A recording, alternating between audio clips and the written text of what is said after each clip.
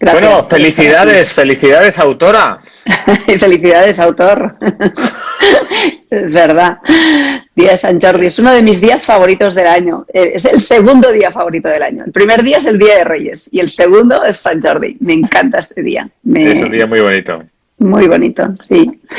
Y Es un día muy bueno, bonito, sí. en Cataluña también es el día que se celebra el Día de los Enamorados. ¿Así? Claro, el chico regala a la chica una rosa y la chica regala al chico un libro. Luego cada uno hace lo que quiere, ¿no? Pero Sí. que es un día de regalar, de Qué obsequiar, de regalar, sí, algo tan bonito como es un libro y conocimiento. Así que... Yo estaba pensando también en los autores, también en los libros. No solo es la magia de los libros y de lo que supone de conocimiento, sino es no sé, me viene como el alma de las personas que se encierran delante de un papel o de un ordenador durante cientos de horas para poder ofrecer algo de valor. Me parece algo muy bonito. Me parece como un tipo de arte también, ¿no? En cierta forma. Y de mucha generosidad por parte de las personas, ¿no? Entonces, cada vez que leemos algo de alguien, pues, se ve el resultado, pero no es fácil ver los cientos de horas que estuvo allí, las veces que lo estuvo leyendo y repasando y una y otra vez, ¿no? Para que fuera realmente algo que sirviera a la sociedad. Y bueno, pues es un día muy bonito para celebrar eso también. Pues sí, muy de acuerdo, muy de acuerdo. De hecho, yo te conocí a través de tu libro. Y hoy vamos a hablar a través de aquello que nos unió por primera vez, Iñaki. Sí, de un tema que nos apasiona a los dos y yo creo que nos apasiona a todos los que vamos trabajando en el desarrollo, que es la oculomotricidad, un área preciosa, yo creo que insondable, como podríamos utilizar esa palabra, como de que tú miras como si la mirases ahí por debajo y que no tiene fin. Es que la oculomotricidad no tiene fin. No tiene fin. El control de cadera tiene fin. O sea, quiero decir que tú doblas, estiras, te apoyas, estabilizas, ya es un milagro el control de la cadera o el control del tobillo. Pero cuando miras en los ojos, ¿no? O miras dentro de los ojos, a través de su movimiento, bueno, lo que vamos a ver hoy, ¿no? Que llegas a una profundidad que no tiene límites. Y más leemos y más vemos clínica y más leemos artículos, también más nos damos cuenta de la profundidad que tiene. Yo te quería hacer una pregunta para empezar sobre oculomotricidad. Me gustaría que nos dijeras a todos los que trabajamos con desarrollo de niños, ¿qué de especial nos aporta mirar, evaluar la oculomotricidad de un bebé o de un niño? ¿Por qué es algo que nos lleva a otro nivel? ¿Qué nos aporta además? Muy bien. Es la expresión del desarrollo a través de un sistema que debe conquistar el movimiento y cómo eso lo va conquistando a medida que el niño evoluciona y se desarrolla, nos va a contar en qué medida evoluciona, en qué medida avanza y también cómo se va despertando la cognición para la interacción con el mundo, la sociedad y la apertura al aprendizaje, a la exploración y al descubrimiento. Así que mirar los ojos de alguien y ver cómo se mueven es un poco ver cómo piensan, cómo exploran y es una expresión de cómo de conectado alguien está con el mundo. Es una expresión del desarrollo. También de la comunicación, ¿no? De la comunicación y de la conexión social y afectiva, sí. Así que a través de los ojos podemos ver infinidad de asuntos que tienen que ver con el sistema visual y con todos los otros sistemas implicados. Y bueno, es una forma es como tomar la temperatura al desarrollo, de alguna forma, aunque es verdad que hay niños que pueden mover sus ojos y en otras áreas su desarrollo está peor. Pero me va a dar idea de cómo está su cognición, Y como vamos a ver hoy, en los diferentes sistemas podríamos hablar, como dices, es insondable. La oculomotricidad es un sistema en sí mismo tan complejo y que expresa tantas cosas y que tiene tantas áreas neurológicas implicadas que nos puede mostrar matices. Leyendo artículos sobre este asunto para mejorar el curso de visión, que va a salir en un mes, el curso de visión que tenemos en Tempi, pues es como también la neurociencia usa ese sistema para evaluar multitud de aspectos, tanto aspectos psiquiátricos, por ejemplo, o aspectos cognitivos, ¿no? Que no parece que no están tan relacionados, pero están directamente relacionados. Sí. Entonces, uno de los artículos que he leído, me ha gustado mucho una frase, es el sistema oculomotor es la herramienta de la neurociencia. Sí. Porque es poco invasivo, porque poderlo medir es relativamente, ahora con toda la neuroimagen, bastante sencillo, por la cantidad de áreas cerebrales que activa su movimiento. Entonces, cada vez más es un sistema para diagnosticar incluso procesos como el Alzheimer, o sea, también en la degeneración cognitiva, como a través de la oculomotricidad se muestra. Y bueno, nada, es invitar a las personas que se queden atentas a mirar el movimiento de los ojos de los otros.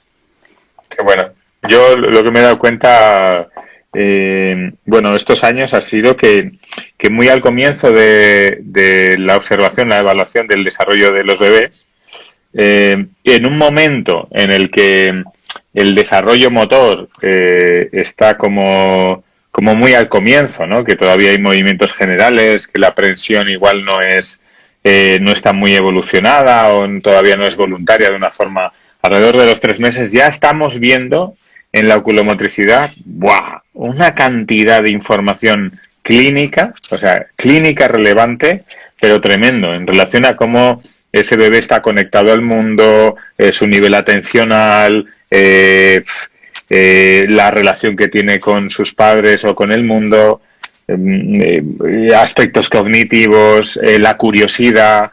O sea, es increíble la cantidad de detalles que podemos tener ya desde un momento muy inicial como marcadores de qué puede estar pasando, de cómo puede estar evolucionando cuando el cuerpo todavía está muy atrás. De hecho, en cierta forma parece que a través de la oculomotricidad puedes mirar lo cognitivo cuando lo cognitivo en el resto del cuerpo no lo tienes claro, no puedes evaluar lo cognitivo en la función manual hasta mucho más allá, ¿no? Entonces me parece apasionante que podamos tener como una herramienta como de análisis y también de formación aquí, ¿no?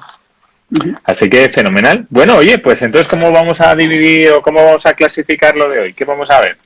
Bueno, me gustaría, como es un sistema tan complejo, hoy había planteado cómo ver el sistema como por sus partes y poner foco e ir profundizando de cada una de esas partes, cómo evoluciona y qué asuntos básicos, fáciles, son interesantes proporcionar al bebé en desarrollo, porque en ese primer año de vida vamos a marcar bases muy sólidas, aunque es cierto que la oculomotricidad y esa oculomotricidad que tiene que ver con la visuocognición, vamos a ver que tiene como el punto álgido en la adolescencia, con lo cual cada estímulo a lo largo del desarrollo del ser humano hasta la adolescencia tiene su importancia, no solo el primer año de vida, que muchas veces estamos poniendo énfasis ahí, porque es verdad que es la base del todo, pero entonces me gustaría pues mirar como el sistema en sus diferentes subsistemas. Nos faltarían cosas por abordar, pero he hecho la división como en 5 partes. Como decíamos, las 5 claves, pues vamos a enfocarlo en los diferentes subsistemas que están en interrelación, pero son distintos. Muy bien. El primero, me gustaría hablar sobre los seguimientos oculares, ¿vale? Segundo, me gustaría hablar sobre la fijación visual, que tiene un desarrollo muy interesante y que lo definimos en el manual como lo primero de lo primero, ¿vale? Pero vamos a ver en qué grado pues sube, ¿no? esa evolución. Los sacádicos, que también es algo presente desde el nacimiento, pero cómo evolucionan desde lo reflejo hasta lo voluntario, que eso tiene mucho que ver con aspectos que en el siguiente bloque vamos a ver, que es el otro aspecto, que es el control voluntario de los movimientos oculares. Y por último, algo en lo que creo que puede poner mucha luz, que es la importancia de ese sistema oculocefalogiro, es decir, cómo se independiza los movimientos de cabeza-cuello con los movimientos de los ojos, y como eso también es un claro indicador, incluso en los niños no videntes es un claro indicador del neurodesarrollo, poder como que cada parte del cuerpo sea independiente y no vaya en bloque, eso nos limita, ¿no? Entonces, lo que me gustaría abordarlo como de esta forma, poniendo luz en cada subsistema del sistema oculomotor. Genial. Muy bien, entonces, ¿de qué te quiero hablar? Pues de los seguimientos oculares. El seguimiento ocular es un movimiento lento, en contrapartida de otro tipo de movimiento que es la sacada, que es un movimiento rápido. En este movimiento lento, al inicio de la vida, es muy torpe, porque en parte la fijación no está bien desarrollada, el control cefálico no está bien desarrollado, y a nivel visual, todo lo visual sensorial tampoco, está muy verde y muy inmaduro. Pero, de hecho, si uno mira a un bebé puede mover los ojos. Si los mueve siguiendo un objeto, ¿qué característica tiene que tener aquel objeto que vamos a proporcionar? Que el objeto se tiene que mover muy, muy, muy, muy despacito. Porque lo que se conquista con el desarrollo es la velocidad del seguimiento ocular. Inicialmente la velocidad es torpona. De hecho, parece que como casi un niño no puede ver, cuando movemos algo muy rápido, va a ser imposible. Es decir, que hay que conseguir un movimiento suave, nunca en línea media al inicio de la vida, sino a los laterales, y en movimientos muy despacito, muy despacito, muy despacito.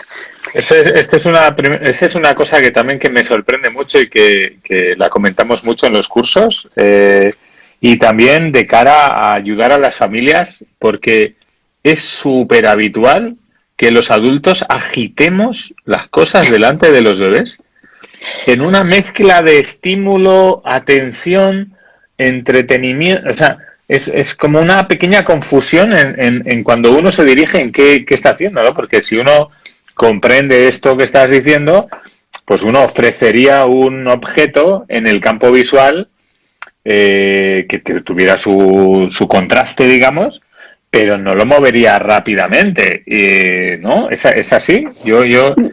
Muy bien. Aquí hay dos asuntos. Hay un asunto de, ¿sabes? Este conocimiento que tenemos de colectivo, ¿no? Que es un conocimiento de cosas que hacemos que no saben por qué se hacen y se hacen.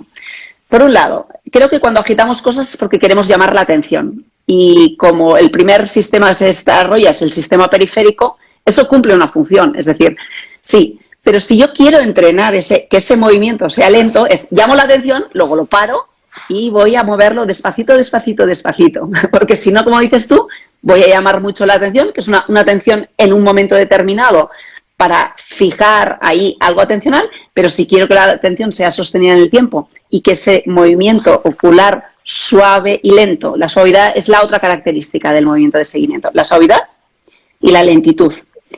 Y inicialmente el objeto se tiene que mover lento para que ese seguimiento pueda alcanzar el objeto y seguirlo, pero a medida que avanzamos en la infancia y en la adolescencia, un objeto se va a poder mover mucho más rápido y yo poder hacer un seguimiento casi sin hacer saltos sacádicos, porque vamos a ganar suavidad y esa lentitud del movimiento ocular va a poder seguir objetos más rápidos. Por ejemplo, cuando jugamos a pelota, que no podemos jugar a pelota al inicio de la vida por muchos motivos, pero uno de los motivos es porque la pelota se mueve demasiado rápido. Por eso es una de las cosas que en nuestro libro del desafío de crecer decimos, el juego con pelotas es fundamental desde el inicio, inicialmente sosteniéndolo nosotros muy suave, ¿no? Y luego para hacer esos cambios bruscos. Al inicio de la vida ese seguimiento tiene también pequeños errores y esas sacadas son estos movimientos que se ven que no es un seguimiento continuo en el tiempo, pero eso se va a tener que como afianzar, como matizar, pero eso lo va a permitir, como has dicho tú muy bien, que hagamos y pongamos también objetos de movimiento lento. Eso que hacemos, jugar con títeres, ¿no? Y mover el títere como despacito. Cuando movemos las manos, si yo muevo las manos a un bebé así, no va a ser lo mismo que si las voy moviendo como muy despacito, ¿no? Que eso es no tengo ningún cubo. Sí, este cubo que tenemos en el manual, ¿no? De tatán, tatán, tatán, y pequeños cambios muy lentos. Bien. Sobre el seguimiento, el seguimiento también es el que en un momento determinado hace que cuando vayamos a cruzar la calle vamos a planificar bien el movimiento. Seguimos el objeto, anticipamos, planificamos y podemos cruzar, ¿no? O sea, todo lo oculomotor nos va a llevar a un control cognitivo superior que nos va a permitir tomar decisiones de forma planificada y que las funciones ejecutivas de más alto rendimiento pues puedan darse, ¿no? O puedan darse de una forma eficiente. Yo había leído una cosa que me había gustado, no sé hasta qué punto, bueno, igual es una forma de explicar las cosas, ¿no? Pero había leído que en cierta forma los nistagmos optocinéticos, que son esos sistemas también de estabilización, en cierta forma sirven como sistemas de seguimiento en los bebés que no tienen como estructurado eso, organizado eso. Y me gustó mucho esta idea, ¿no? Cómo seguimos con sistemas o con pseudosistemas de fijación. Que yo lo veo cuando vamos en el tren y nuestros ojos, ¿no? ven el paisaje y van dando saltos. En cierta forma están adaptándose a algo que se mueve muy deprisa. Pues en cierta forma también que el bebé siga a través de ese tipo de saltos cosas que neurológicamente igual se mueven muy deprisa, me pareció como chulo.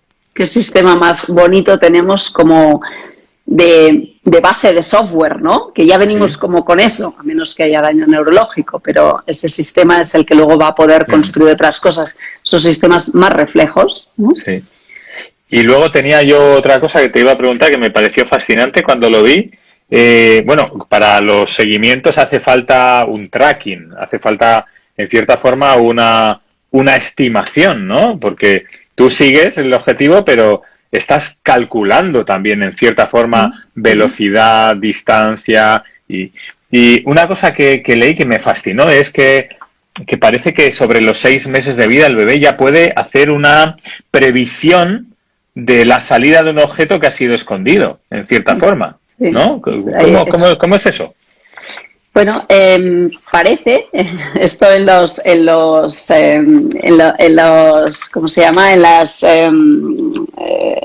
los lugares que hacen investigación con bebés, como también ahora pueden medirse tantas cosas, lo que se dan cuenta es que esta evolución a nivel cognitivo de los movimientos de seguimiento más la atención en el objeto hacen que vayamos aprendiendo con los seguimientos a hacer cálculos sobre cómo de rápido se mueve algo. Así que, y cuando además eso no ocurre a la velocidad, como cuando hay cambios de sentido o en vez de un objeto sale otro, nos informa el tipo de movimiento ocular que hace el bebé de cómo se está dando cuenta o que lo estamos enredando o que algo ha cambiado que está fuera de su previsión. Lo espectacular de esto es que el bebé puede hacer cambios para volverse a adaptar, es decir, que a nivel cognitivo a esa edad ya están como muy preparados no solo a hacer previsiones, sino que cuando la previsión no se cumple, a poder hacer cambios para volver a buscar el objeto o seguirlo, ¿no? Qué bueno. ¿He contestado tu pregunta? Sí. Me parece súper interesante este punto. Bueno, así que pues también esa permanencia de objeto que en algún momento decía Piaget y que ahora algunos cuestionan, tiene que ver con también este tipo de experimentos que se están haciendo en las unidades de investigación de diferentes lugares, ¿no? Sobre todo son psicólogos cognitivos quienes están haciendo este tipo de estudios, porque para la cognición es muy importante saber el tema de los movimientos oculares y cuando el bebé detecta que lo estamos como enredando, algo ha cambiado y que no le encaja, ¿verdad? No, súper. Y supongo que ese también es un indicador cognitivo ese, ¿no? Claro. Sí, porque el que sigas la pista de lo que desapareció, ¿no? Que sigas la pista y que cuando la pista no encaja luego... Encuentra las 7 diferencias sí. ya en el bebé, ¿no? Sí. Qué bueno, qué bueno. Bueno, súper. Oye, pasamos a otro, sí, ¿a otro bloque? En cuanto a seguimientos, que vamos a conseguir mayor suavidad, también la suavidad del seguimiento, si no vamos a ver que hay como microsacadas al principio de la vida y luego van a ser más suaves, y que la lentitud primero será muy lenta y luego podrá ser mucho más rápida.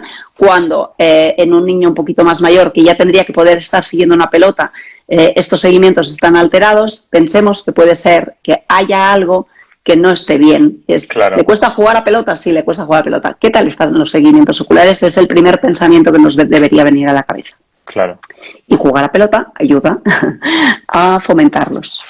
Muy bien, vamos con el siguiente asunto. El siguiente asunto es, pues, el gran sistema. El gran sistema. Bueno, la fijación visual tiene una importancia fundamental para el desarrollo cognitivo, pero también para cómo alguien explora el mundo, para conocer y el desarrollo de la atención visual, la comunicación visual, el procesamiento y la coordinación ojo-mano. Es decir, que porque vamos a ver que la fijación, ¿verdad?, no es un proceso pasivo. Eso es. Eso lo explicas muy bien tú en el libro. El equilibrio. Sí. No, que creemos que las cosas están quietas, pero que no están quietas. Nunca están quietas. ¿No? Cuando estamos de pie quietos, no estamos quietos, estamos oscilando, pero estamos oscilando en un margen estrecho de estabilidad, digamos, ¿no? Y lo mismo es con el pH de la sangre, y lo mismo es con el nivel de oxígeno en sangre y con la presión arterial. Aunque digamos que es 12-7, pues que no, que tiene una variabilidad pequeñita. Y esa variabilidad pequeñita es siempre un estímulo de perfección, ¿no? Entonces, en cierta forma, la estabilidad de fijación funciona como cualquier sistema biológico, en una especie de feedback constante en el que va ajustando, constantemente ajustando. Y me parece súper hermoso esa imagen dinámica, activa. Eso es un sistema vivo que está constantemente como midiendo, ¿no? Como sí. De hecho, algunos autores lo definen como la capacidad de resistir los movimientos oculares para retener el estímulo visual en la parte más central, que es la que tiene mayor precisión, que es la fobia, que es la parte donde vamos a poder identificar objetos. Pero para que eso ocurra, al inicio de la vida tienen que pasar otras cosas, porque la fobia al inicio de la vida, todas esas células en la retina que todavía no están bien desarrollalladas, todavía son muy inmaduras. Entonces, el control periférico para la estabilización de la fijación visual, que posteriormente llegará a ser central, porque necesito mantener ese estímulo ahí para ver cada detalle y para analizarlo y para mantenerme ahí y para que la atención se mantenga, requiere que previamente hayan ocurrido cosas. Y esas cosas no dependen del sistema oculomotor, pero de los otros subsistemas que lo sostienen, como el cuello. El control cervical. Si quieres construir sobre aquí, Iñaki. Sí, es como esa estabilidad tiene esos dos progenitores, en cierta forma, ¿no? Yo a mí me gusta verlo así, ¿no? Como el sistema vestibular a través de los reflejos vestibulo-oculares y la propiocepción cervical que a través de los reflejos cérvico-oculares, ¿no? Y son los dos grandes entrenadores de la fijación, y también que suministran la estabilidad primera, digamos, ¿no? Cuando la parte cognitiva no está suficientemente desarrollada y la parte también, incluso la madurez de la retina todavía no es suficiente, está muy bien que un sistema se apoye en sistemas un pelín más antiguos para alcanzar su soberanía y su desarrollo, ¿no? Por eso es tan interesante que con lo que vemos con los niños, ¿no? Que con los bebés y con los niños, ¿no? Que más se mueve un bebé, más tiempo se le lleva en porteo, más erguido, más los bebés tienen la oportunidad de girar la cabeza a un lado y a otro y mantenerse en esas posiciones de esgrimista, más rápida y más sólida es sus sistemas de fijación en caso de que no haya una patología como presente, ¿no? Me parece fascinante cómo los sistemas se ayudan entre sí y luego construyen entre sí. O sea, parece que unos sistemas biológicos sirven de escalón para apoyar el pie al siguiente, que a su vez se hace mayor y trabaja de igual a igual, en cierta forma. O uno ayuda a otro a salir hacia adelante y luego se convierten en colaboradores, como los sistemas de navegación o de seguimiento de espacios, la memoria espacial, ¿no? Que juega entre lo visual y lo vestibular de una forma muy hermosa, como si estuvieran hablándose entre iguales, en cierta forma.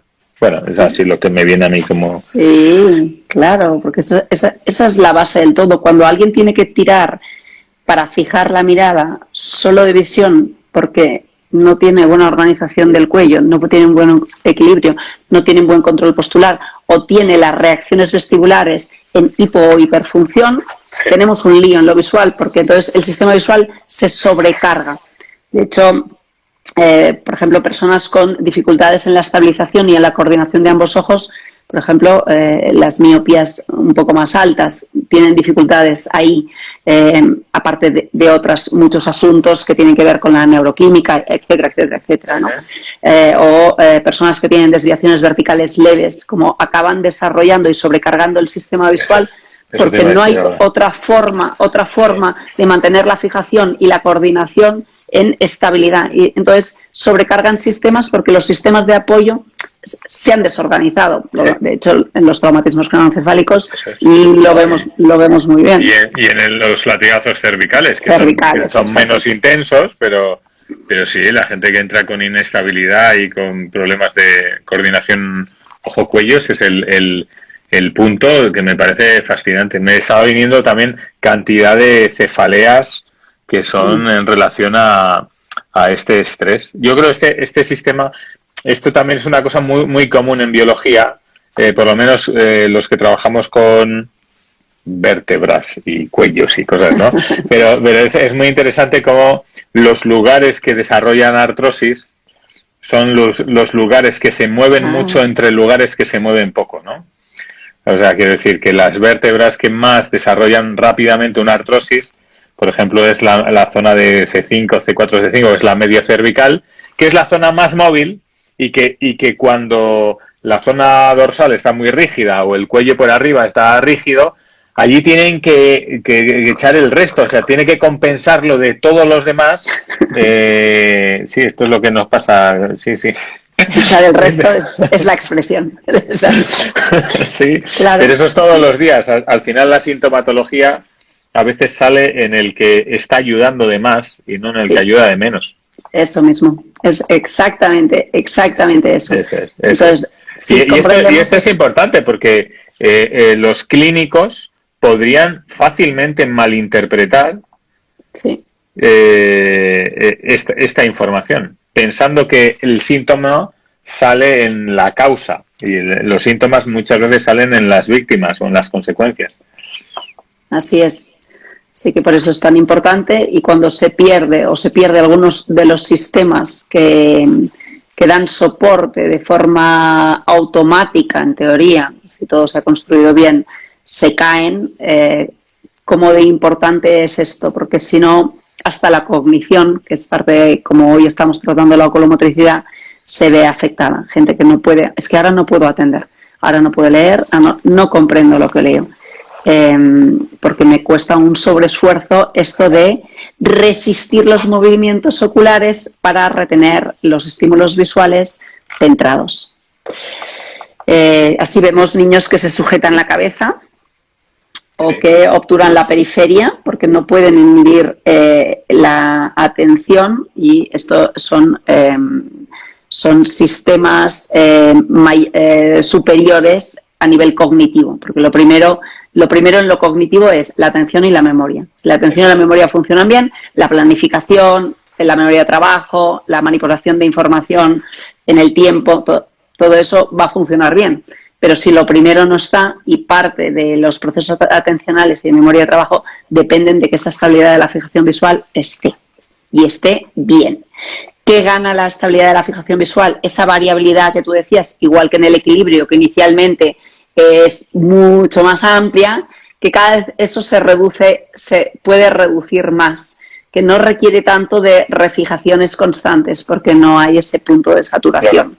Claro. Y el aumento en el tiempo de la atención sostenida tiene que ver con la estabilidad de la fijación visual y la calidad de esa estabilización visual, que en un bebé es poquita y de poquito tiempo, en un objeto, esto también quería remarcarlo mucho, porque la fijación visual también depende del ruido que haya en el entorno a nivel visual, pero también a nivel auditivo, o del ruido que haya endógeno, o sea, en el propio cuerpo. Es decir, por eso siempre digo... Y el ruido emocional. Y el ruido emocional, correcto.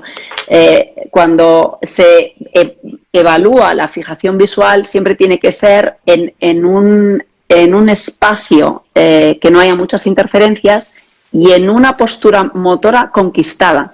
Porque si hay un cambio brutal entre una postura motora conquistada y la fijación y una postura motora en construcción y organización y la fijación. Es que no tiene nada que ver.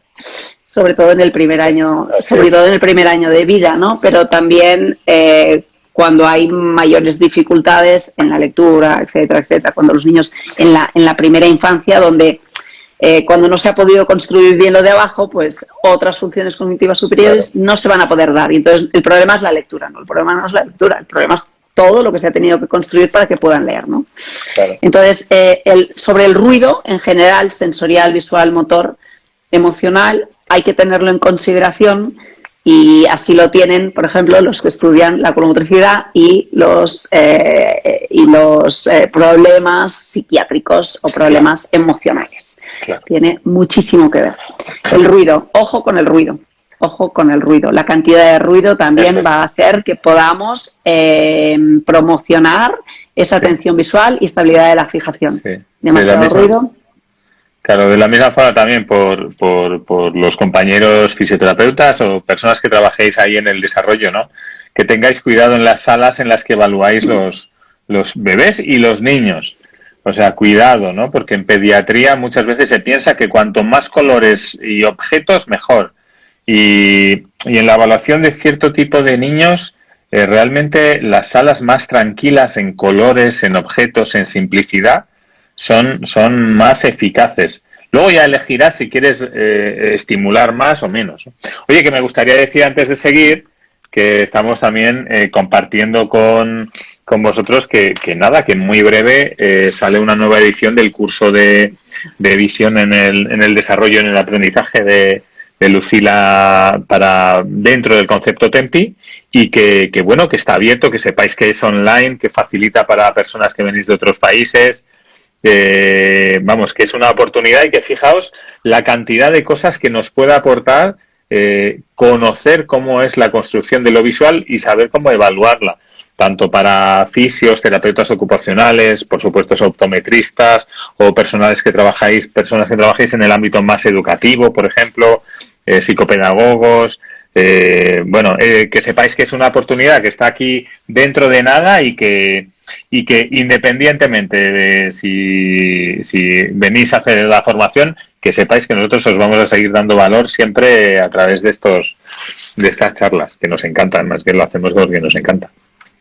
Así que eso, nada, muy bien. Mira, aquí hay alguien que nos pregunta, dice el ruido del ordenador, el aire, la intensidad de la luz, ¿eso es ruido? Sí, el ruido, cualquier ruido, del ordenador o de lo que sea. Si hay mucha música y hay un niño hipersensible a la música, es un problema.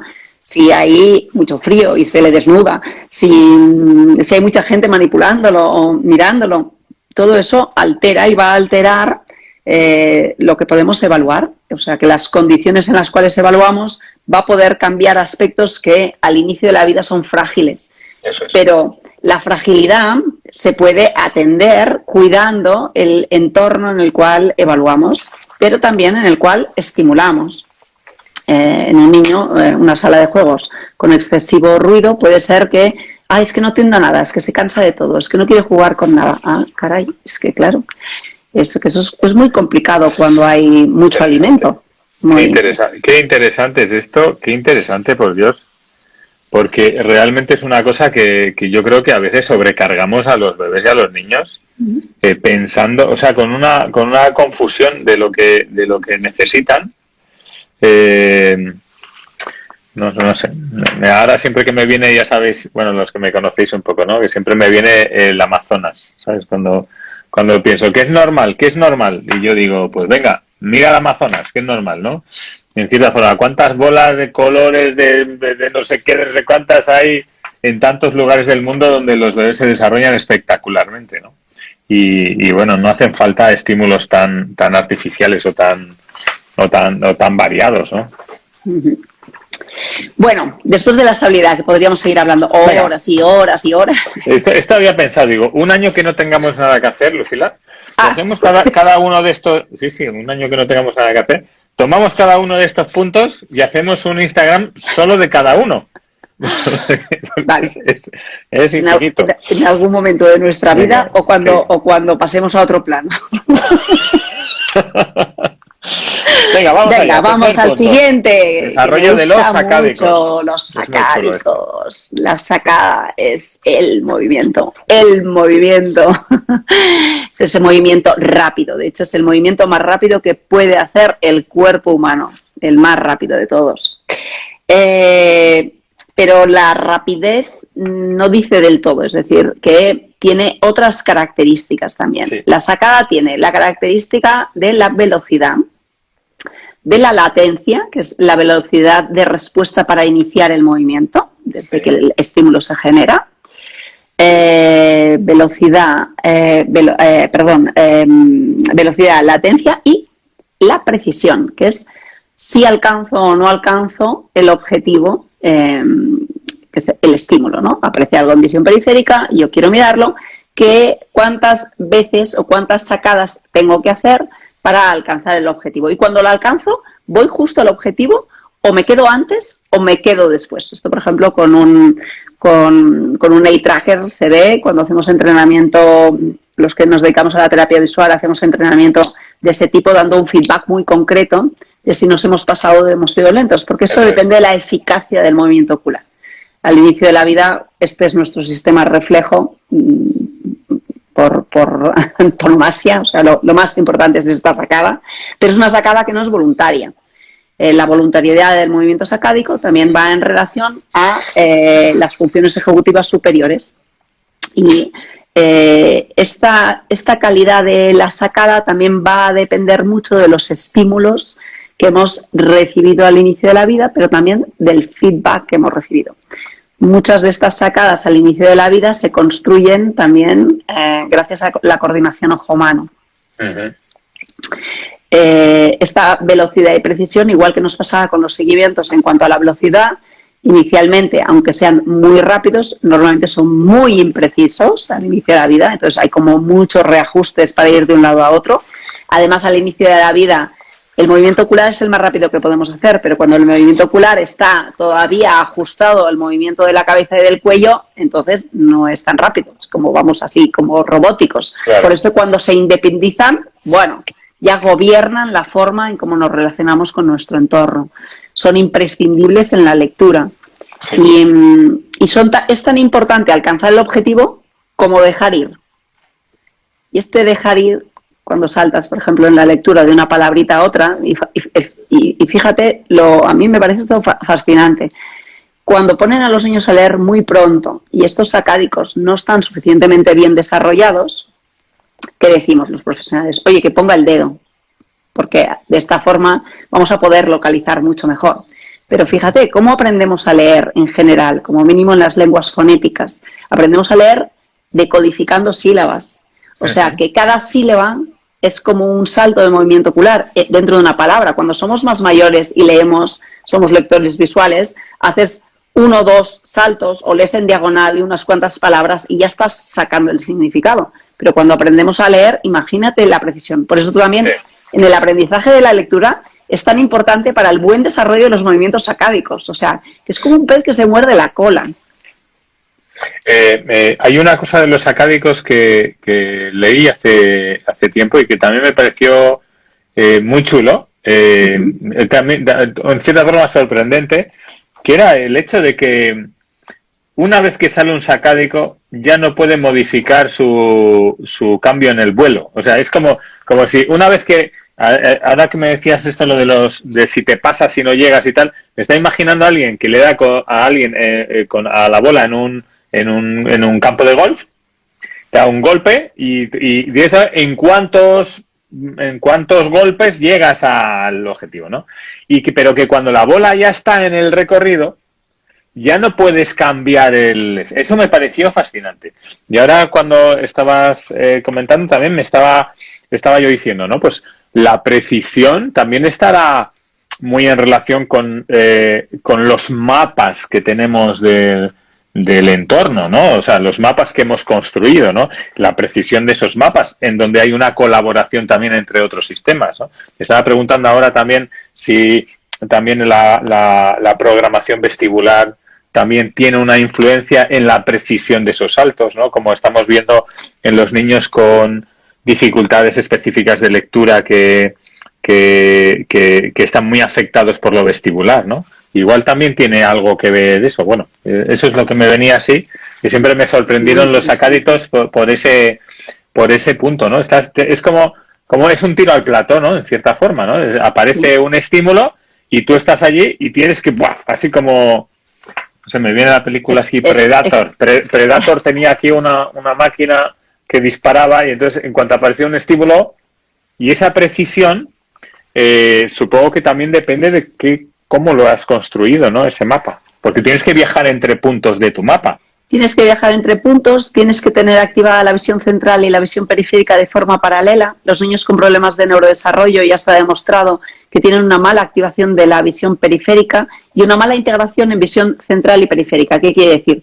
Que cuando miro, estoy muy centrado aquí, en algo pequeñito, parece que pierdo campo visual, porque no puedo estar centrado en varias cosas a la vez. Si tú no tienes una buena visión periférica, entiende que el salto es muy torpe. Claro. Y esa torpeza solo se regula con un feedback. Por eso el entrenamiento oculomotor con eye-tracker proporciona tan buena información de decir, vuélvelo a intentar, como dices tú, ¿no? Cuando saltas o, por ejemplo, cuando, vamos a pensar, alguien que hace saltitos, ¿no? Con las dos piernas. Y hace saltos y dices, de aquí a aquí los tienes que hacer en 5 veces. Y resulta que en el cálculo ves que necesitan 10 veces, porque nunca han experimentado con el salto y no saben cómo. ¿Cuál es la forma de que aprendan a hacerlo? Es vuélvelo a hacerlo y ahora, en vez de en 10 que lo has hecho de esta manera, hazme solo 8. Y de esa manera se va reajustando. Por eso, en sí misma, la lectura es un aprendizaje de esto. Pero si la visión periférica está bloqueada, si hay un exceso de información de ruido, si nuestro control vestibular, como has dicho tú, que es importantísimo para esa programación, la suavidad y la precisión también gobernadas por el sistema cerebeloso, todo eso no está como muy armonizado, por mucho que entrene con biofeedback, de poco va a servir, porque hay otros sistemas que están regulando. Entonces, ese control voluntario del movimiento ocular, la inhibición de ese control del movimiento y la planificación van a tener que ver mucho en el desarrollo de lo cognitivo.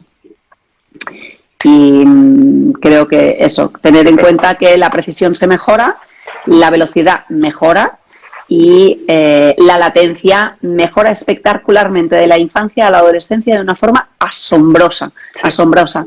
Porque el iniciar un movimiento es como complicado, es como si tuviéramos que pensarlo. En el momento que lo hemos iniciado ya no se para y vamos a ver en cuánto de precisión, cuánto se pasa o cuánto queda corto. Casi siempre a menudo los movimientos son hipométricos. Me ha faltado salto, ¿no? Muy bien. También fíjate que los reflejos vestibulo-oculares también evolucionan hacia la adolescencia también. O sea, que hay distintos sistemas que siguen evolucionando y sosteniéndose entre sí. Bueno, oye, que nos pasa lo de siempre, que pasa el tiempo y nos quedan ahí como, tenemos varios temas. Bueno, ya estamos. Venga, el desarrollo de los movimientos oculares voluntarios, que tiene que ver con esta sacada, ¿vale? Aquí el gran tema es la inhibición de la respuesta. Esto es lo más importante. Es decir, Hoy, por ejemplo, he tenido una visita y en una de las consultas dice, ¿por qué no puede inhibir? Digo, no puede inhibir porque la inhibición es algo que llega, pero que previo a la inhibición debe haber habido mucho movimiento, como en la postura. Pero esto cuando lo explico con la postura la gente lo entiende. Digo, oye, ¿tú cómo estás más cansado? En la cola del súper, que ya no sabes ni cómo ponerte, o cuando vas andando por la calle. Es mucho más difícil estar en estática, ¿no? Claro. Pues la inhibición de la respuesta a los estímulos externos, los déficits de atención o los niños que tienen incapacidad para sostener la atención en el tiempo, tiene que ver con la inhibición de la respuesta, que es el desarrollo del movimiento ocular de alto grado, el voluntario. Esa inhibición de decir qué es importante y qué no. Aparece un estímulo en periferia, ¿es importante o no? Porque si cada vez que aparece un estímulo entra alguien en la clase o alguien hace ruido, yo desvío la mirada, que es lo que nos pasa ahora con el multitasking, a todos, ¿no? Tienes que apagar el móvil, tienes que apagar el no sé qué, porque si no los estímulos constantes lo que hacen es que movamos la atención mediante el movimiento ocular. Retener el movimiento ocular es un aspecto evolucionado, la retención, la inhibición. Al inicio de la vida muy complicado, los niños de 3 y 4 y 5 añitos bien lo saben los maestros en esa etapa, pero a medida que van creciendo, lo que tenemos que fomentar es que sepan inhibir, como ese experimento de las golosinas que puedo inhibir el comerme una golosina. La inhibición en todos los sistemas supone una maduración, ¿no? Eso es. Esto lo explicaba muy bien de Quiros y de Rager en ese libro tan fantástico ya descatalogado, ¿no? De fundamentos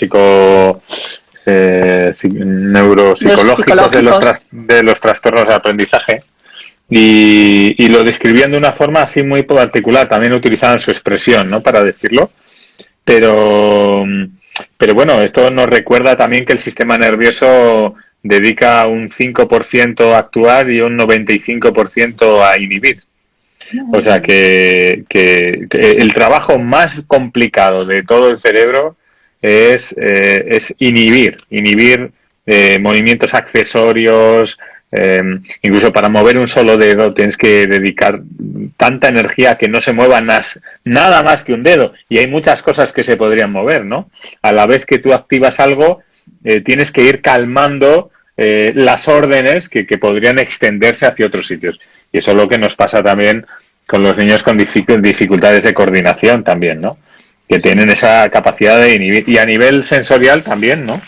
El reconocimiento de objetos en una mano para poderlo hacer bien, tiene que haber una inhibición en el hemisferio contralateral. Qué bonito esto de lo de la inhibición y lo voluntario. Sí, la inhibición y lo voluntario van de la mano para tener la capacidad de retener, manipular información y con eso poder hacer un plan, tomar decisiones y dirigir la atención donde queremos. Pero en la vida también nos pasa, Iñaki. Esto es como la vida. Ahora te iba a decir, esto es como la vida. O sea, como me decías, para poderte inhibir, primero te has tenido que mover mucho, ¿no? Es como decir, cuando llegas al adulto, más vale que hayas tenido una juventud agitada, porque si no, no vas a poder inhibirte, ¿no? En cierta forma. O me estaba viniendo a decir, claro, porque cuantas más opciones tienes, como este psicólogo americano que habla del el peligro de tener para elegir, ¿no? Que nos hace ansiosos y depresivos tener tantas posibilidades, ¿no? Pero que realmente es así, ¿no? Que para poder profundizar en algo tienes que inhibirte frente a otras opciones, y hay muchas opciones. Eso mismo. Y ya por último nos queda esto, el cuello y los ojos, cómo maduran y cómo evoluciona esa relación que nos dará la posibilidad de que hagamos como muchas cosas a la vez. Claro. Ese es el punto, ¿no? ¿Cómo son los primeros movimientos del bebé durante esos primeros meses? Son movimientos globales, llamados generales, o Boita los llamaba los cinéticos, ¿no? Es un movimiento en donde no puedo mover algo sin mover otra cosa. Y bueno, pues igual que le pasa a la rodilla y a la cadera, en particular, lo que pasa con tronco, cabeza y ojos, esa falta de estabilización de uno respecto a otro hace que el bebé al principio no puede mover una cosa, no puede mover los ojos sin mover la cabeza, no puede mover la cabeza sin mover el tronco. y por eso vemos posiciones como muy globales en ese tipo de seguimientos iniciales tan antiguos. También sigue con la cabeza, con el tronco, girándose y todo, ¿no? Entonces, lo que es muy bonito es cómo se construye poco a poco esa maduración de una cierta también estabilidad, ¿no? Primero lo que aprende el bebé es a poder mover la cabeza sin mover el tronco, que eso aparece sobre las 8 semanas más o menos, que coincide mucho con ese aspecto de la estabilización de la fijación. Ya a partir de las 8 semanas un bebé puede tener la cabeza centrada y ya mover la cabeza sin que haya movimientos accesorios aquí, pero aún todavía va a necesitar un poco de tiempo para que los ojos puedan moverse sin que se mueva la cabeza. 4 semanas más, probablemente alrededor de las 12 semanas, eso está ya como más estable, ¿no?